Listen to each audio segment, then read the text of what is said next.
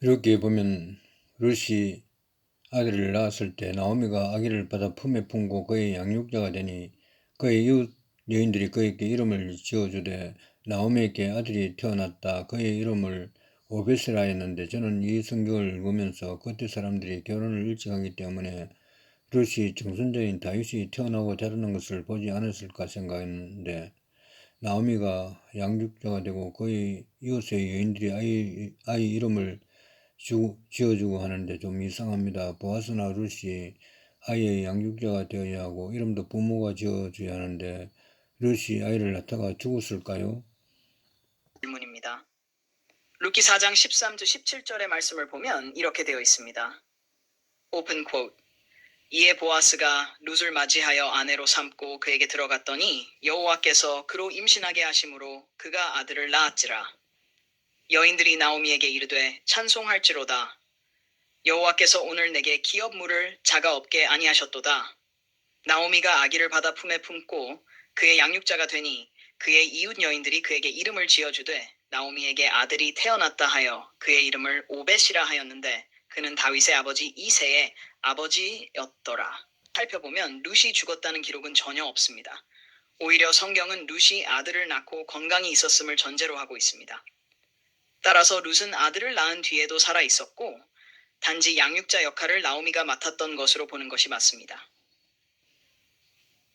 그렇다면 왜 나오미가 양육자가 되었는가? 이 부분이 핵심입니다.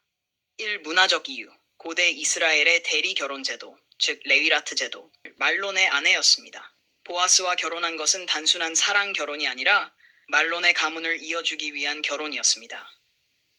따라서 태어난 아이는 법적으로 보아스의 아들이 아니라 말론의 후손, 즉 나오미의 가문의 아들로 여겨졌습니다.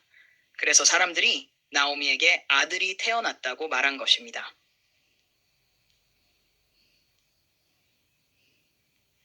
양육자라는 말의 의미. 여기서 양육자는 꼭 부모 대신 아이를 키운 사람이라는 뜻만이 아니라 손자나 가문의 후손을 돌보는 보살핌의 역할을 나타냅니다. 그 시절에는 대가족 중심이었기에 아이 양육은 집안 어른들이 함께하는 일이 흔했습니다. 3. 이웃 여인들이 이름을 지어준 이유. 이름을 이웃 여인들이 지었다는 것은 당시 공동체적 전통을 보여줍니다. 나오미에게 아들이 태어났다는 말은 이 아이가 나오미 가문의 회복의 상징이었기 때문에 온 동네 여인들이 함께 기뻐하며 이름을 짓는 특별한 예식이 있었던 것으로 보입니다.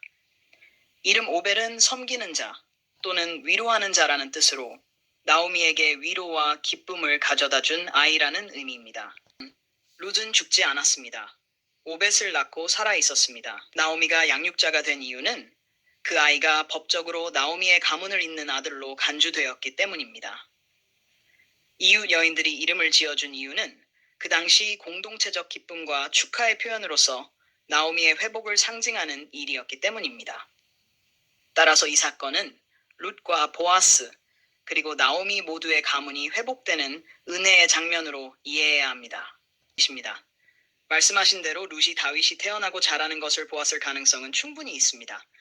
성경에는 룻이 언제 세상을 떠났는지에 대한 기록이 없기 때문에 연대상으로 볼 때 충분히 가능성이 있는 이야기입니다.